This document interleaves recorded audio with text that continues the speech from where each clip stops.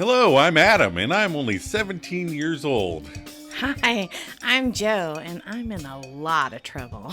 And together we're the Maladjusted Misfits. And this is the one where we talk about friends.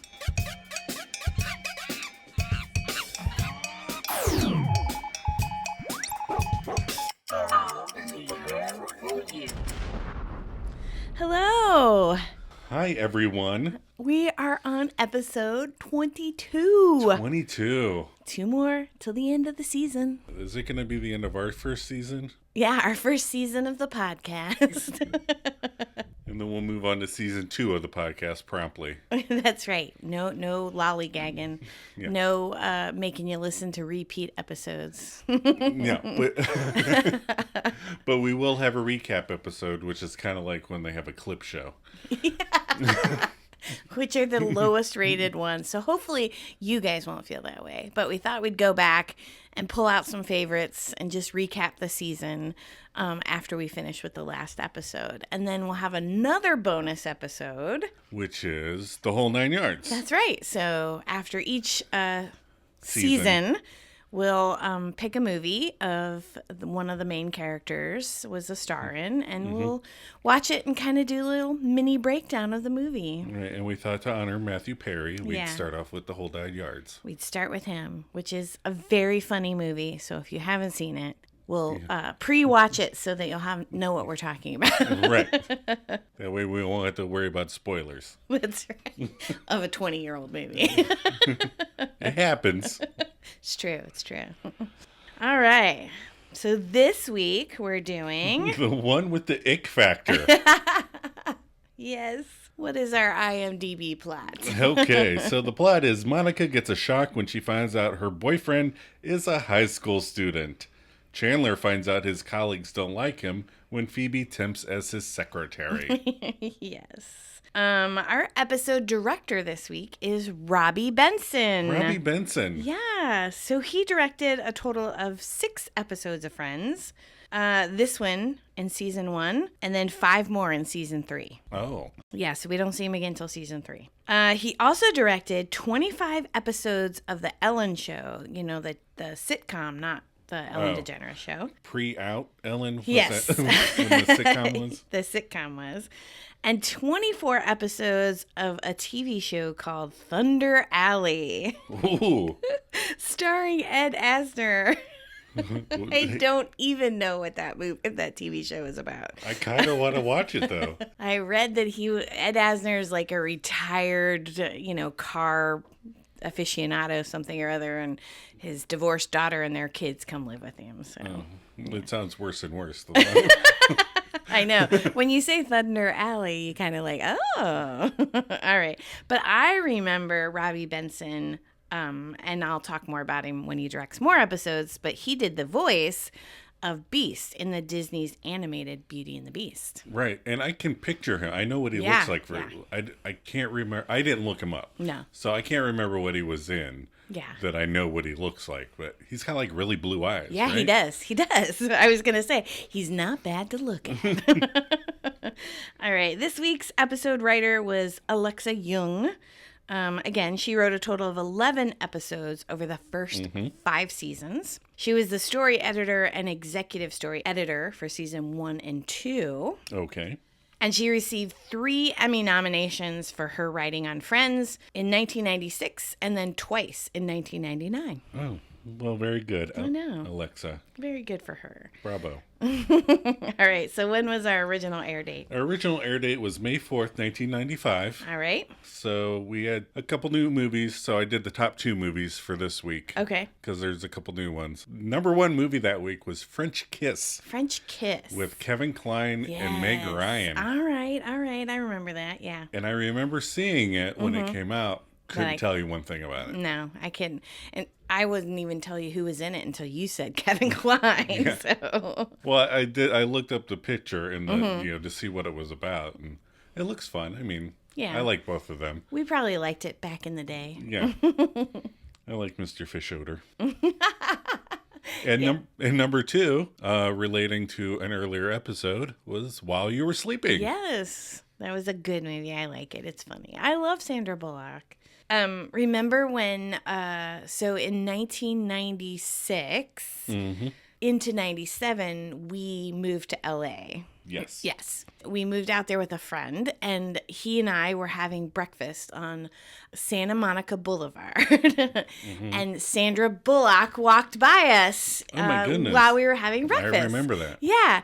And I said, I'm going to say something when she walks by again. And he begged me not to say something. But it was Sandra Bullock. Right. But it was around this time, so it was way before she was super, super popular. Right. And she was wearing your favorite outfit, overalls and a white T-shirt. Yeah. And so when she walked by, I was like, oh my God, I love you. And she goes, I love you too, and kept on walking. I saw somebody else while we were in LA who was on a later episode. I saw Penn Jillette. Oh, yeah, yeah. Yeah. Trying to sell Joey the Encyclopedia. Joey the Encyclopedias. Yeah. All right, so are you ready for some... Okay, so we have a trigger warning for the next minute or two because we will be briefly discussing a real-life suicide should you wish to skip ahead. Yeah, because sadly in our research for this episode, we found that Stan Kirsch, who played young Ethan wonderfully in this episode, did die of suicide in 2020. And while we joke about this episode and his character, we do not intend to joke about him or his struggles. Right, and it is heartbreaking when you hear about these things. I myself deal with depression and mental health issues, and we urge anyone out there that needs help to please look for it. If you or someone you know is struggling or in crisis, you can call or text the Crisis Lifeline using 988 or chat at 988lifeline.org. And again, that's for people within the, United States or the territories, because that's where we are. But, obviously, if you're outside the United States, look for help wherever you can. Absolutely. Okay. Are you ready for some trivia? I am ready for some trivia. Let's lighten this up. So, the funny trivia thing I was going to say was that young Ethan, played by Stan Kirsch, was 27 at the time that this aired. So when he filmed this, he was not 17. He's actually older than Aniston and one of the other people. Exactly. And Courtney is 31, so she's not robbing the cradle that much.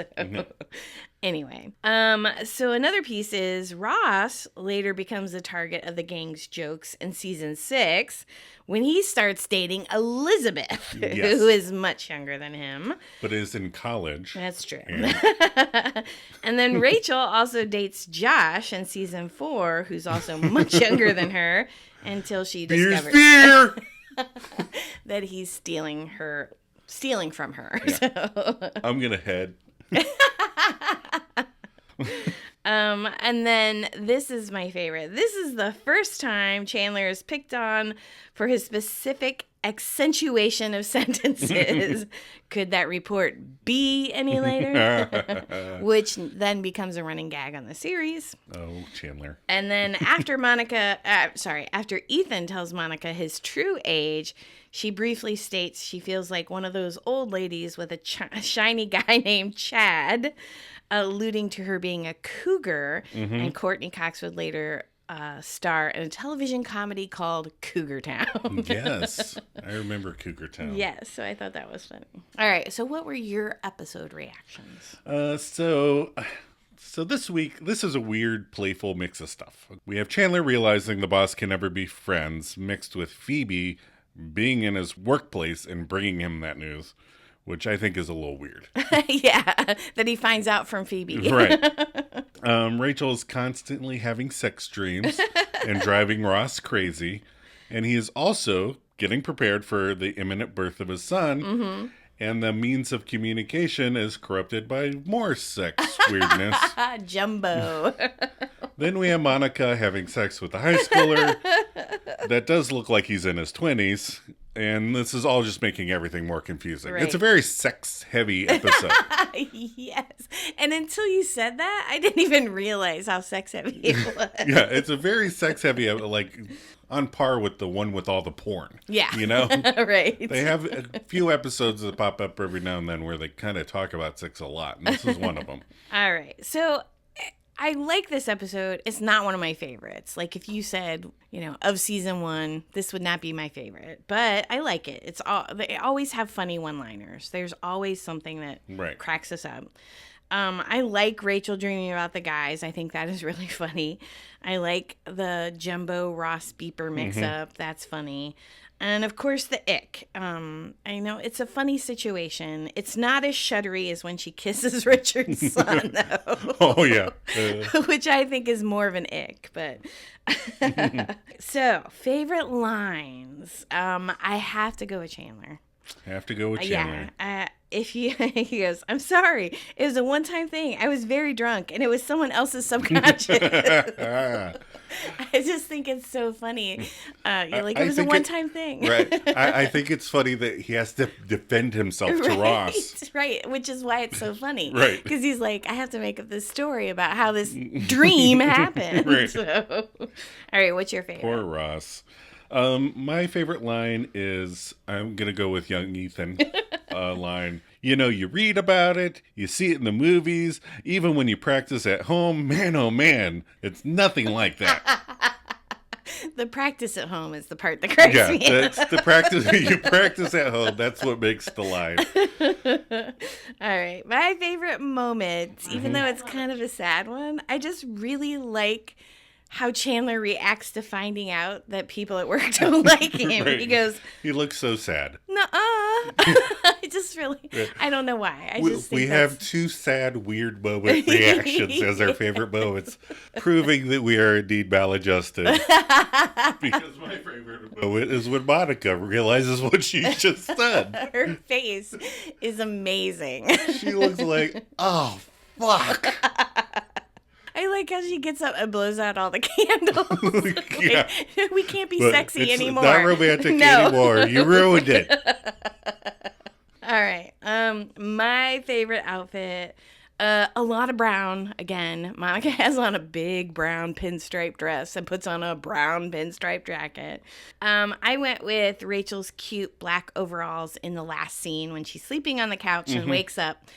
When Ross's beeper goes off, she has a little striped white t-shirt underneath. She looks like an adorable mime. I thought that was cute. So. My favorite outfit was I found Monica's workout attire satisfactory. You're not going to complain about her stretchy shorts? I'm not going to complain about her stretchy pants. All right. So, themes we explored this episode. Theme number 1. Once you're the boss, you cannot be friends with coworkers anymore. Yes, that's one of those truths of life. It just works out that way. It does. Theme 2, don't lie about your age, kids. It never works out. It never works out. It's only going to get somebody into trouble. Theme 3, erotic friend fiction. So kind of like a Bob's Burgers twist on Rachel's naughty dreams. Tina Belcher expounding on Rachel's dreams. And theme 4, beepers were used for lots of nefarious activities. That's why they were invented. No, I'm just kidding. All right. That's why they were partially invented. All right, gang, we're going to take a quick break before we break down the episode.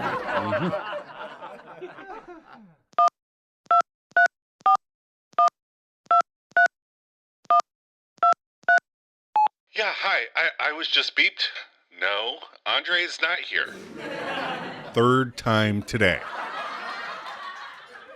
Yes, I'm sure. No, sir, I do not perform those kind of services. Services? Oh, services. Yeah, you want 55 jumbo. Yeah, that's right. Jumbo with a U, sir. No, believe me, you don't want me.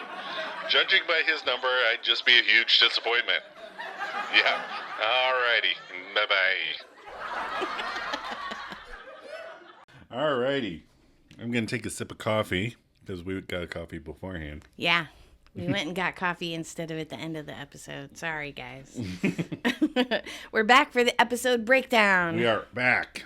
In the cold open, Central Perk, all 6 of our friends are there. And we open to a chorus of Tell Him by Phoebe and Monica, directed at Rachel. It reminds me of the first episode. There's nothing to tell. Yeah, I didn't even think of that. Yeah. But they are yelling it all over the place. Right. And Chandler's like, tell me what? And Mon's like, Rachel, you can't even look at him. Which I think is funny.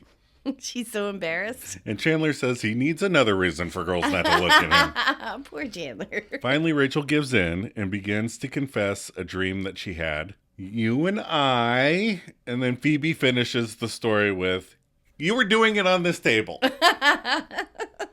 And the girls laugh, and Chandler says, wow. Joey gives him that dream score. Excellent dream score. And Ross, poor Ross, I mean... He immediately gets jealous. He immediately gets jealous. Why would you dream that? And then Chandler is like, asks if he was any good. And Rachel says that he was pretty damn good. And I like the way she delivers that line. And she's like, you knew your way around the table.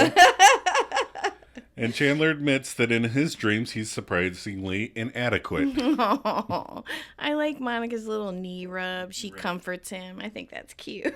Right. Well, we've talked about before how her and Chandler have a lot of huggy, touchy things that they do with each other. She sits on his lap. She holds his feet. Yeah, they're very close. Yeah. And Ross chimes in with, I love it when we share. And then he slinks off to the counter, and Chandler's realizing that Ross is in constant distress, asks if he is okay. Why? Why, Chandler? It's like asking the girl kid why she did something. Just don't go there. It's probably not just good. Just go steal a seat. That's right. Go sit in the comfortable seat. But like I said, Ross is mad that he had sex with Rachel in her dream. Very reasonable. I have had sex dreams about all three of the Friends women. Well, more fantasies than dreams. Hey! You're supposed to say we love it when we share. No. Oh, okay. Anyway, Chandler apologizes. It was a one-time thing. I was very drunk, and it was someone else's subconscious. And Ross leaves the frame. And I like to imagine that he ran from Central Perk. I think he's crying. Yeah. First Marcella, now this. All right. So we're still in Central Park after the opening credits. All 6 friends are still there. So he ran out crying and came back. Right. So it picks right back up, and Chandler's displayed himself on the coffee table, and Rachel tells him to get off. Phoebe is sitting there circling jobs in the paper and asks Joey for his pencil and says, could he see her operating a drill press? Yeah. And Joe says, I don't know. What are you wearing? I don't know how that... Maybe he's thinking of like Flash Dance or something like that. Oh, right. So Ross questions her wanting to operate a drill press. Like, why would you want to operate one? Why would you want to work for a living? That's beneath us. And she says she needs a short-term work because she stupidly taught her clients to massage themselves at home. And I don't care what anyone says. It's not the same for various reasons. Well, yeah, you can't reach your own back. It's like coffee. It's like I have a $500 espresso machine downstairs, but I still inevitably drive to Starbucks because it tastes better when someone else makes it for you. So then... and you won that, by the way. You did win purchase it. No, I did not purchase it. I won it in a raffle. You won it in a raffle. That's right. I would not have let her buy that because No. I know she was going to run to Starbucks anyway. Right. I have used it. It's very nice. Right. But... She does use it, but the only reason we kept it because she won it. That's right. There's no way. So Joey offers that Phoebe can work for Chandler, which he is not excited about. Thank you, Joey. That is a good idea. But he explains his current secretary is getting one of her boobs reduced because it's a whole big boob thing. And then Phoebe insists she can be a secretary. But Chan reminds her it involves her being normal for a large portion of the day. Right. I used to be able to be normal for large portions of the day, but it's getting more and more difficult.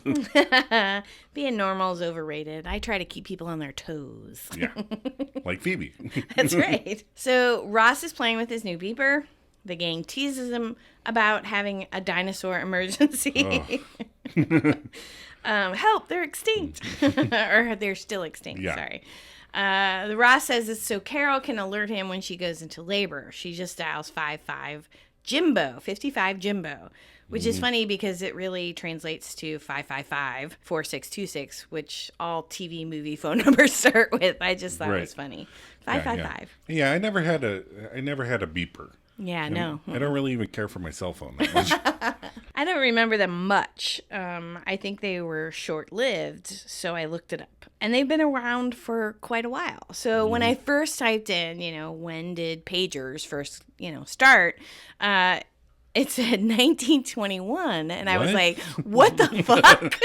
But That seems really early. they used to call the radios in police cars pagers. Oh. Because they could use the radio signal to page the police about incidents in the city. Okay. Yeah, so I was like, oh, well, that explains it. Right. But actual beepers were invented in 1950 for doctors, physicians in the hospital, because it was an easy way to get their attention, to get a hold of them. Right. And that totally makes sense. And then the common people started using them heavily in the 80s, and they started phasing out in the late 90s. Yeah. Which explains why we didn't use or have them, because we were teenagers during that time. Right. So- Well, I remember my one friend worked at the kiosk that sold pagers. Yeah, I do remember that. And Yeah. he had a beeper, and I was like, he's like, you should get one. I'm like, no, I'm okay with people not getting a hold of me. Right. Who are you going to miss a call from? Me or your mom? Right. Oh. Oh, well, what? We would call you. But remember when people would say, what does a high schooler need a cell phone for? Right. To play on Right. during class. So Duh. we when we went to California, when we went to LA in 96, cell phones were super expensive. Yeah. And they were huge, remember? Because we Yeah, always yeah. laugh about Lethal Weapon. Right. Because he has that big battery pack with Right. But, It's like a car battery attached to yeah. a telephone. And we drove all the way to LA and all the way home when we came home without cell phones, 2 separate cars. So we did use walkie-talkies. Right. We had little walkie-talkies. Yeah, that had and I earphones. would flash my lights at him, and then he would turn his walkie-talkie on, and we'd talk to each other. So, yeah, we were really old school. Right. Anyway, we digress. So Mom gets up to leave, and Rach asks if she's off to see young Ethan, and they ask how young Ethan is, and she says he's a senior in college, and that she told him she's 22. Oh, liar. And Phoebe says, you could pass for 25, 26, to which Monica says, I am 26. And she Well, goes, there you well, go." there you go. So then we go to Mr. Bing's office. Mr. Bing's office. And the phone is ringing, and Phoebe is playing with the stuff on Chandler's desk, the stapler remover, which I used to pretend was a tiny vampire. With 2 teeth? Yeah. And then Chandler asks if she can hear that and assures her that it'll stop when she answers the phone. I like how she takes off her earring. It's like a big, bulky earring. Yeah. But it reminds me of something like from an Alfred Hitchcock movie, Right. where they would take off their earring yeah. to answer the phone. She's on now. She totally gets in a character. And she's like, Mr. Bing's office. Sorry, he's in a meeting right now. And she's making Chandler nervous because he's at work.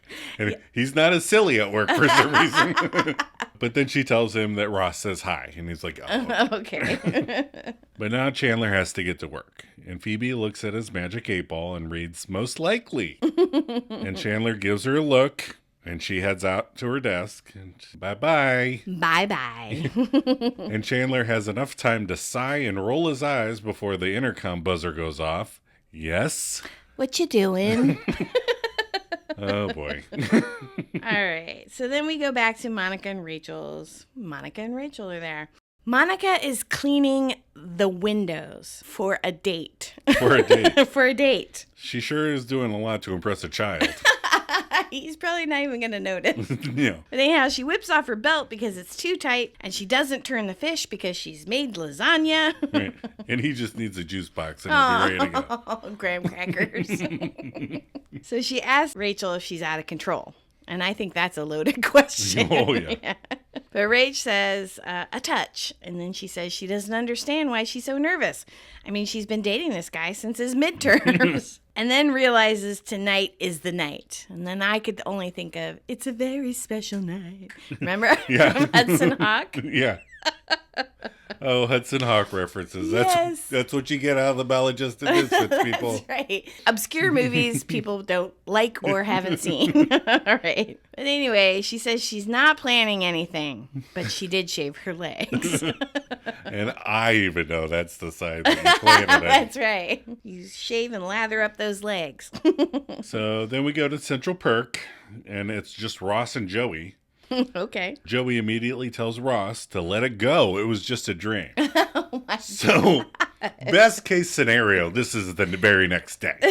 That he's still obsessing about this. It could be a couple days. Right. Given the best possible scenario, it's 24 hours and he's still mad about a dream. Right. Watch a movie, Ross. Do something. Jesus. Then his pager pages, his beeper beeps, and it's Baby time! baby time. And he grabs the Central Perk phone, as they all do.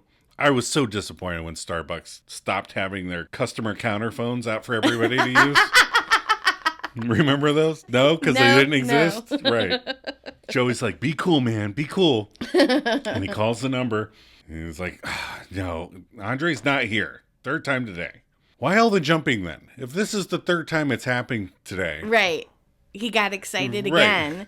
Wouldn't you just be like, let me wait and see what happens? Yeah, by the third time, the second time, I'd still probably be a little excited. The third time, I'd be like, oh, I'm getting somebody else's phone calls. So he tells the caller he doesn't perform those services. Joey says, services? Oh, services. You want 55 jumbo with you. And Ross says he would be a huge disappointment.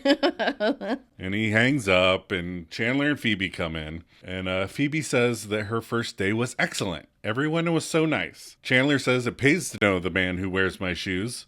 And everybody is confused. Me. That was almost one of my favorite lines, too.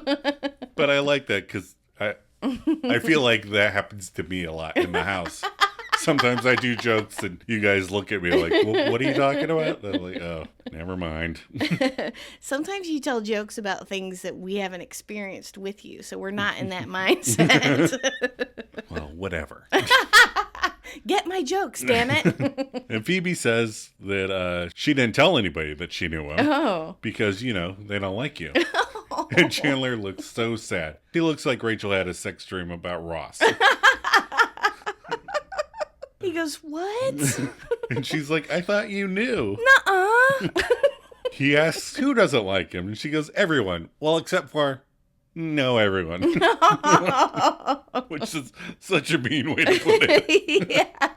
Yeah. So Phoebe explains that they used to like him and then he got promoted. And now he's the boss man, Mr. Bing, boss man Bing. And she even tells him that they do him. They do me?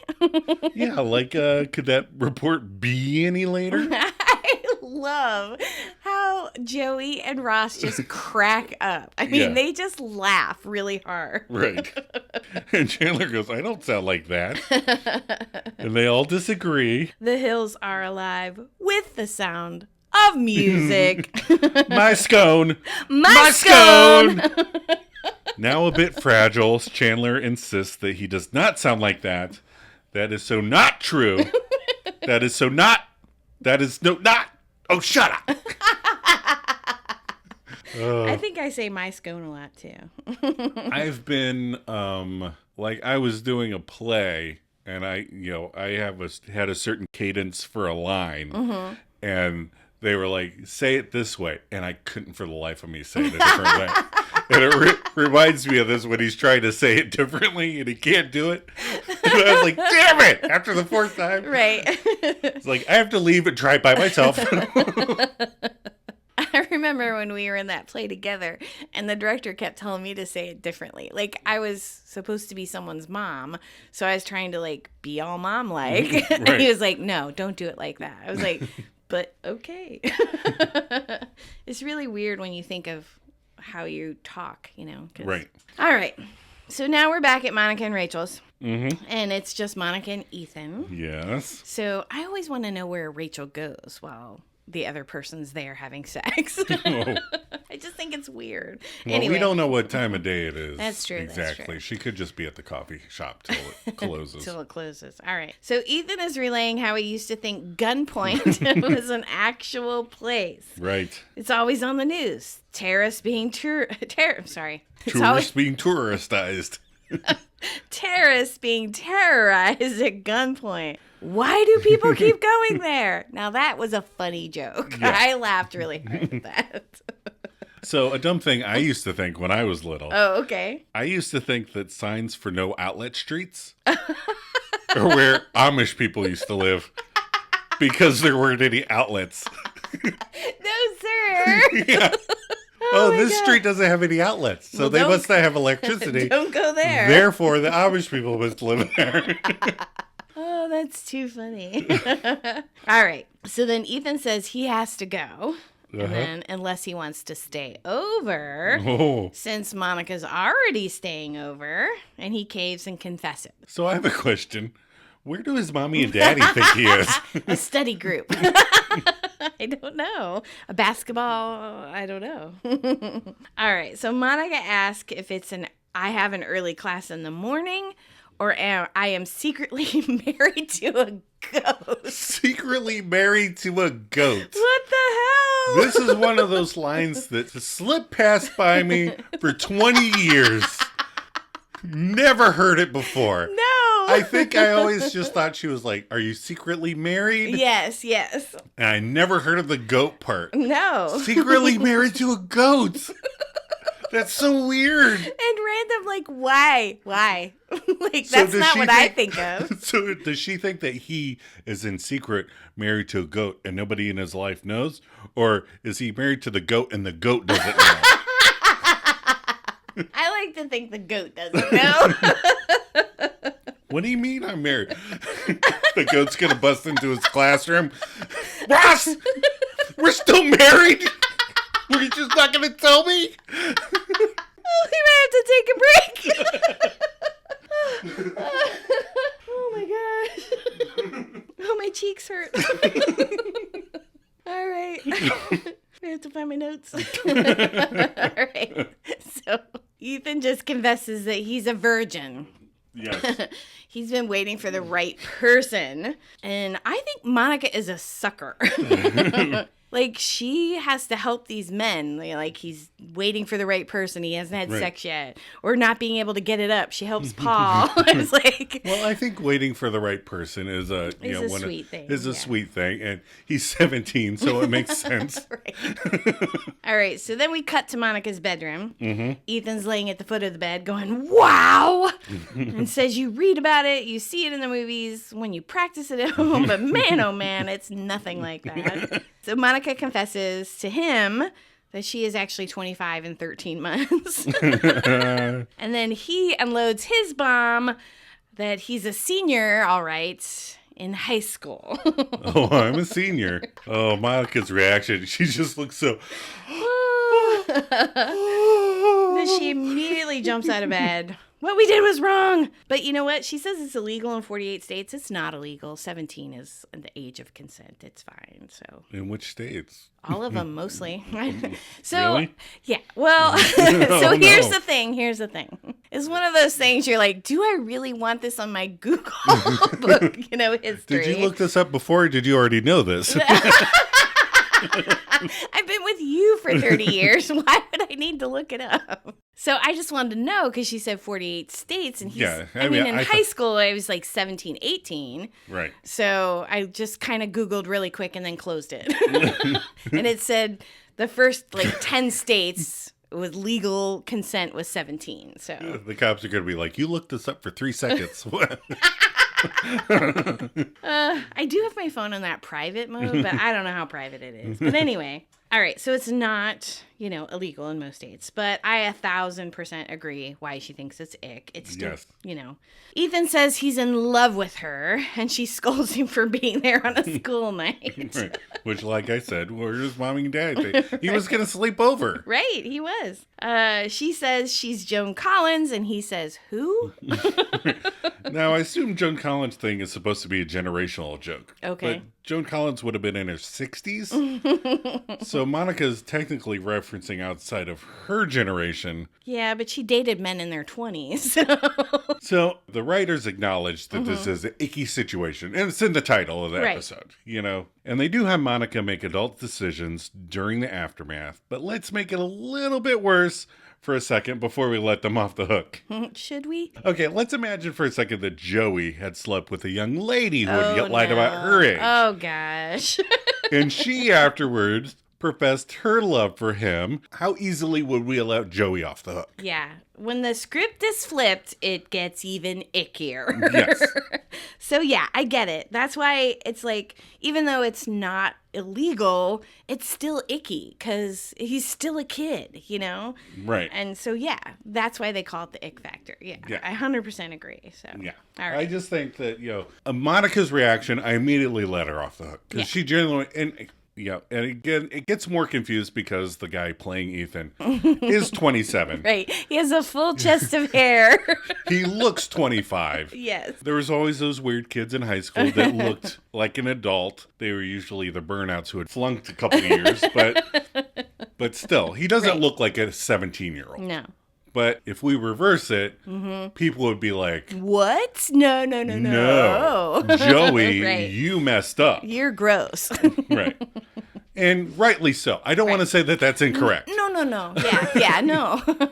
I'm just saying, I just don't understand what the writers are trying to achieve with this specific scenario. Yeah. I don't know what they're suggesting. I think they just like putting Monica in these like terrible sex situations. Right. That's true. They do. It's a theme.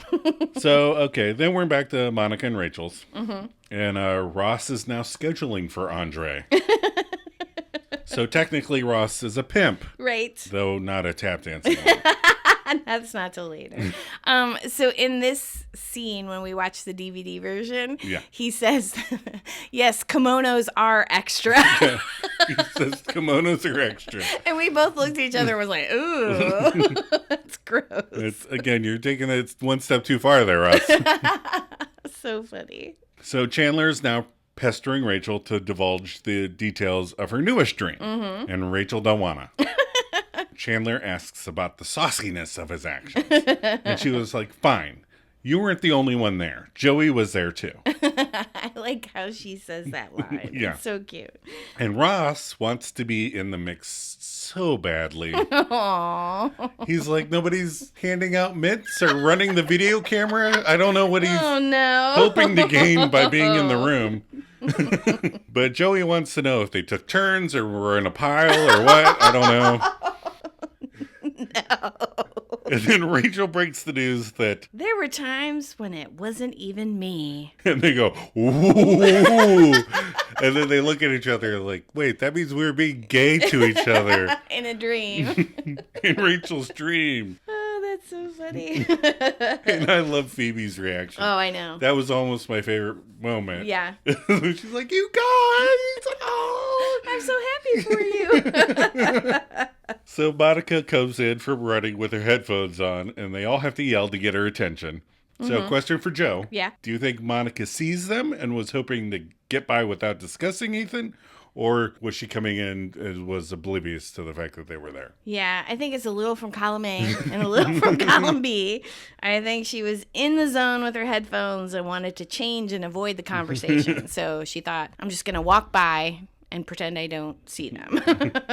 Fingers crossed, and they did not fall for it. No. So Rachel tells her Ethan called again, and she tells them it's over. Sometimes things just don't work out. And Chandler asks... this has nothing to do with the fact that he needs a note to get out of gym, does it?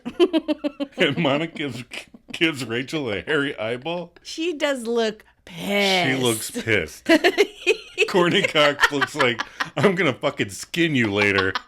You told. She's like, no, I didn't say anything. He came by. And he told everybody. Apparently.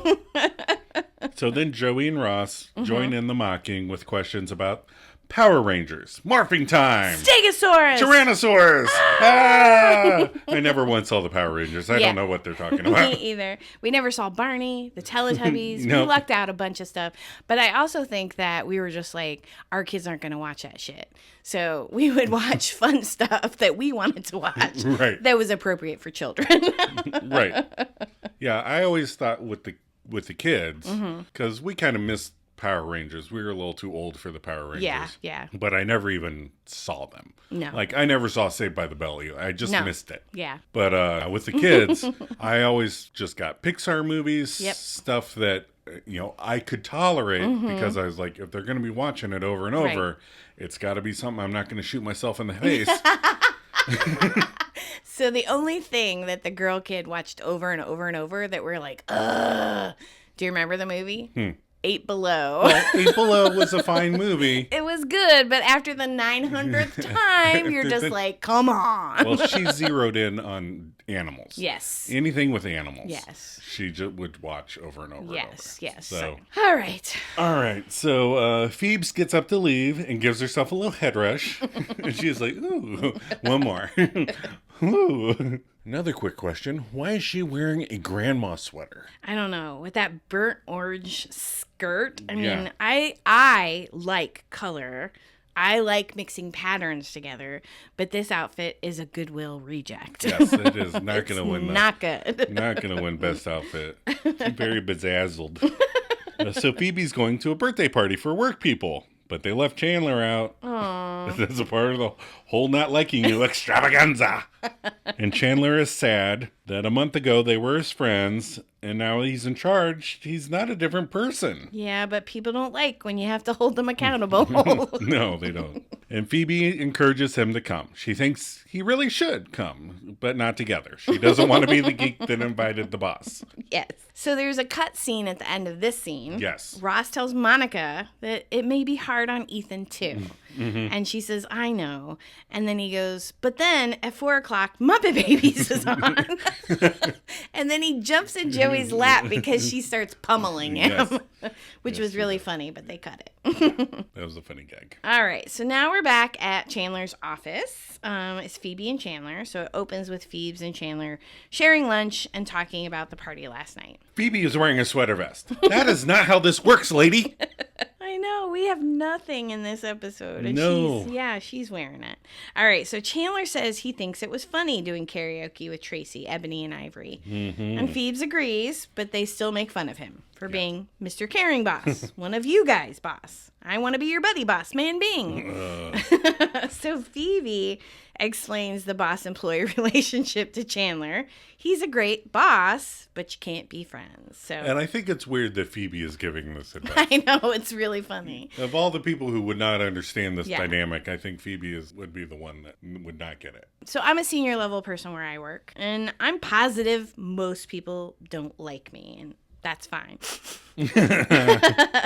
But one day I was standing in the cafeteria and this guy was talking to me and he was telling me he was engaged. And he said that they were they wanted to get married outside and they were having a hard time finding a minister because a lot of ministers want you to get married in their church and so on and so forth. So I told him I was ordained because I got ordained when my best friend got married and she wanted me to marry them. Right. You did the Joey thing. Yeah, so I did. I got on the internet. Thing. Yep. Yeah. So I'm an ordained by the state that we live in to be a minister or to officiate weddings. Yes, that's all I can do is officiate weddings. So I told him that, and I said I'd be happy to do it, and I wouldn't charge him anything. And he seemed really excited, and we walked out of the cafe and. So I thought nothing of it. And then a few weeks later, he sent me an email. And we saw each other all the time. Right. So you knew he was kind of embarrassed. But he sent me an email saying he felt weird being married by someone who could ultimately fire him.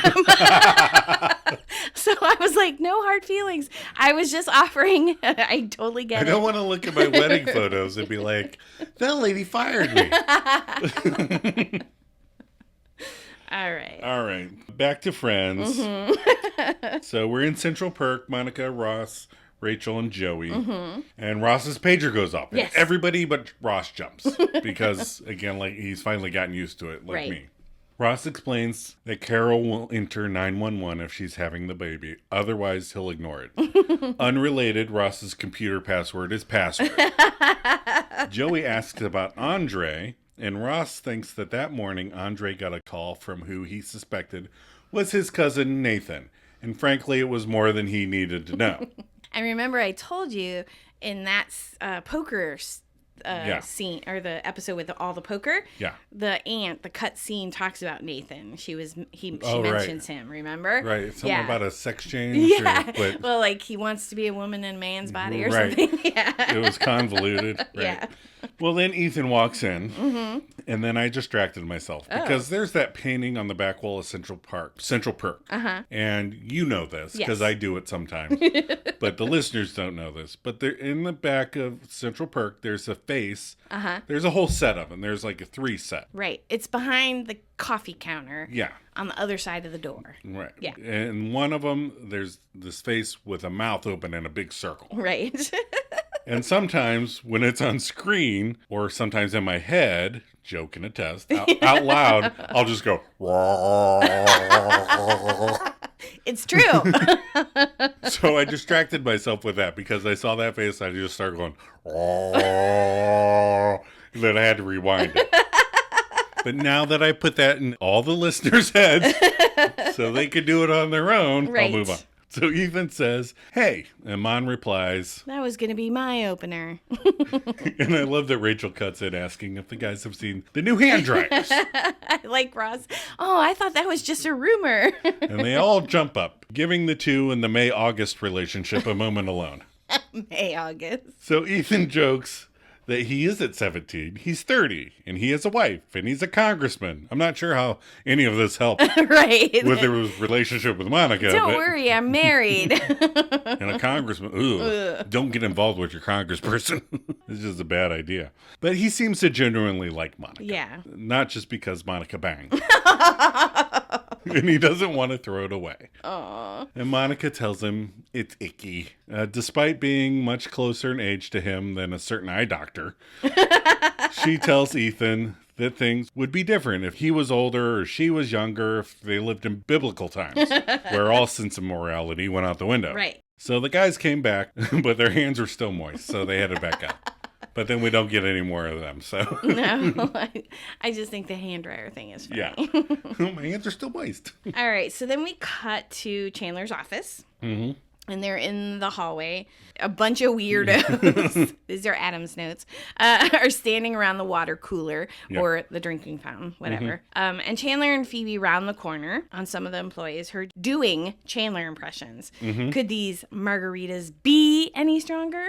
And again, someone other than Chandler is wearing a sweater vest.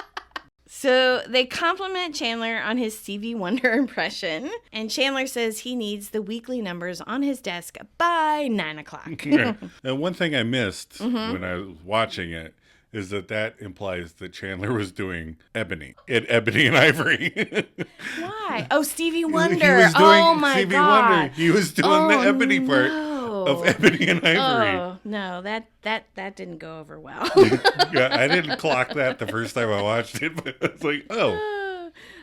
So then the workers walk away laughing, and Chandler tells Phoebe, you got to give them something. Right. And then he gets their names. Gersten, Santos, and Petrie will all be working this weekend. This weekend. So then we cut to Monica and Rachel's apartment, and Rachel and Ross are there. So Rachel's asleep on the couch, and Ross clicks off the TV, and she's curled up, and he picks up her feet, and then he throws the booby Afghan over her. And I just want to know, how is that warm? It's got the hugest holes in it. I mean, I would like it during a hot flash. But Right.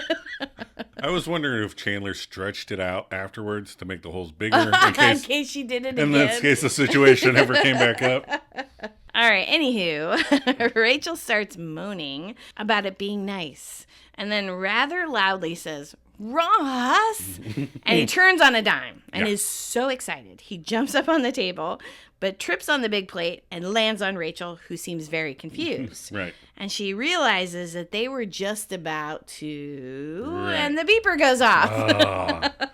Doesn't Rachel dream about anything else? She's kind of a perf. I mean, I had a dream that I was at a carnival the other night, and I kind of got the feeling that the carnies were all cannibals. Oh, no. And trying to eat the people on the rides. What?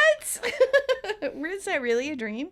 Yeah. Well, we just watched The Elephant Man, so maybe that was reason. All right. And so Ross says, great, now I'm having a baby. And he searches for the phone, flips over the couch, and he's hurt. He's hurt because Ross goes into panic mode and hurts himself all the time.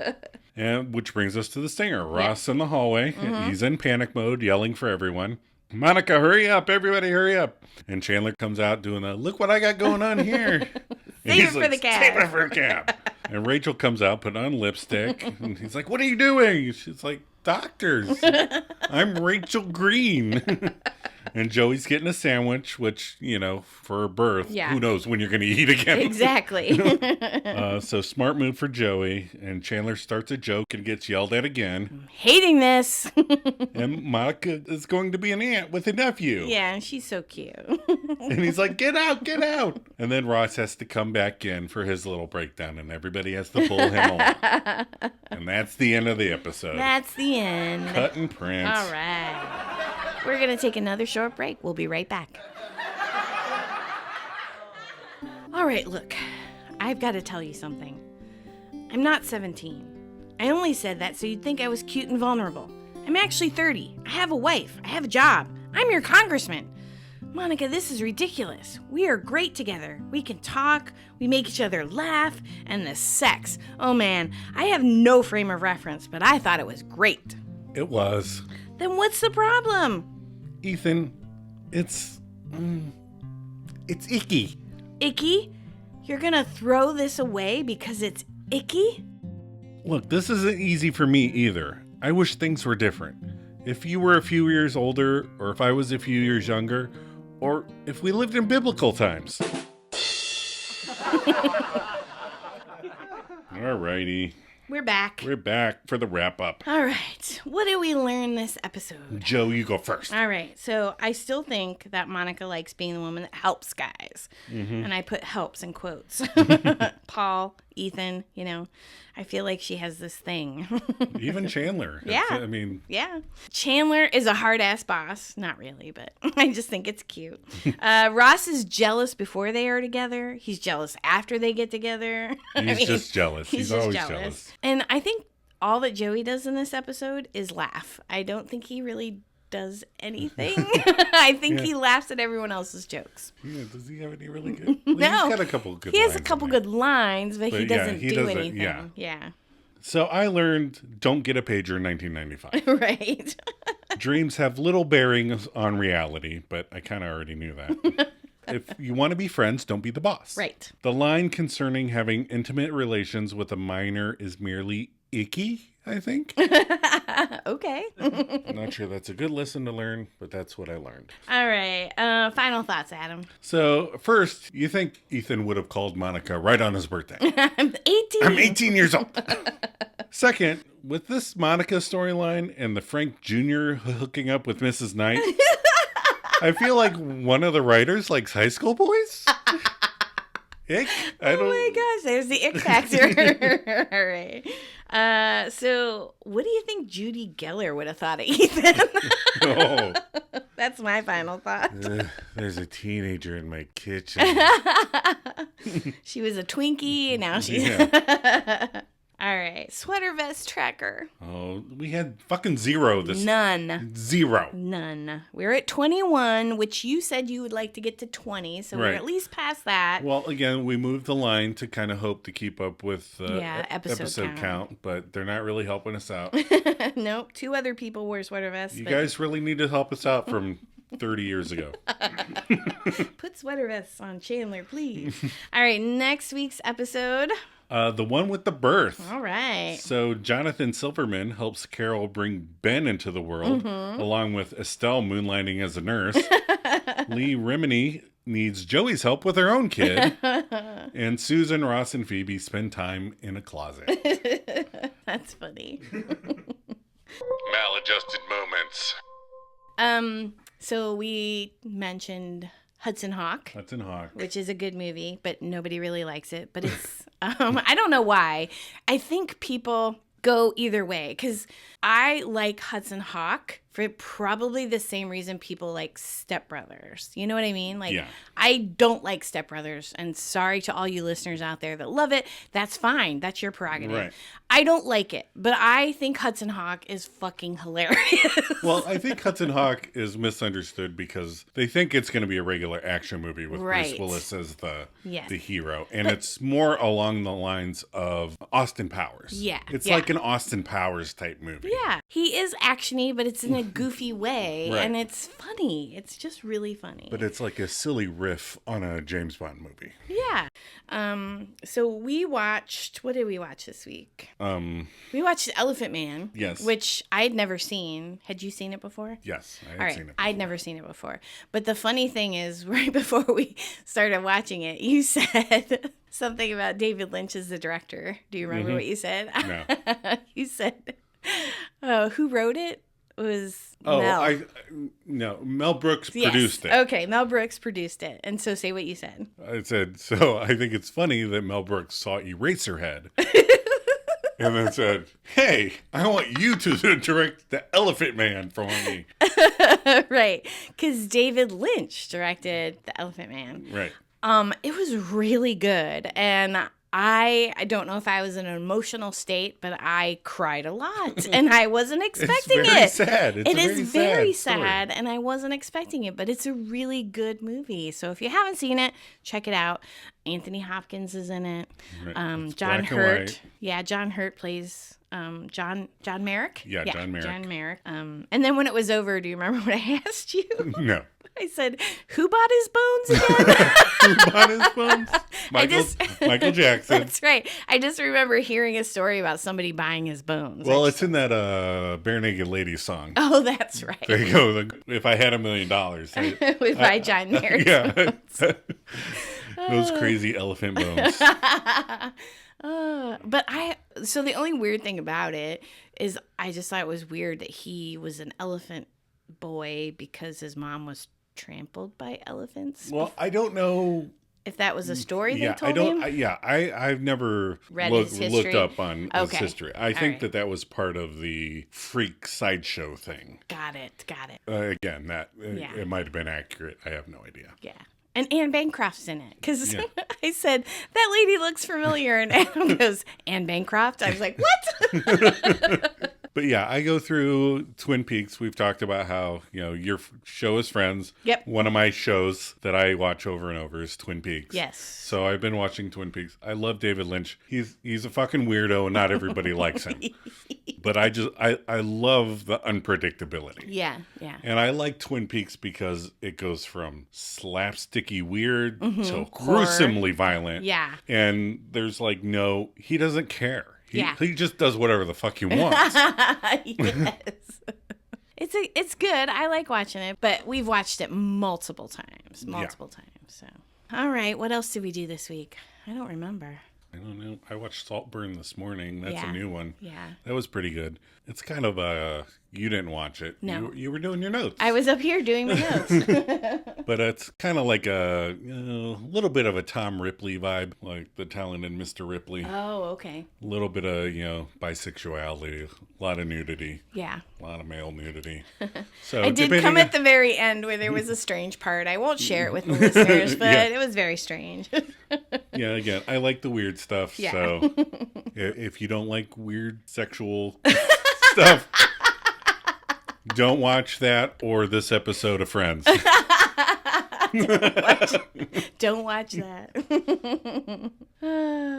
All right. Well, I'm looking forward to our bonus episodes. I am. We started preparing for Yep. the one. Yep. Just kind of our feelings and what we felt about all the characters, and Yeah. and we'll talk about them then. Yeah. And I'm looking forward to seeing the whole 9 yards. I haven't seen it in a while. Yeah, I love the whole 9 Some yards. naked people in that, too.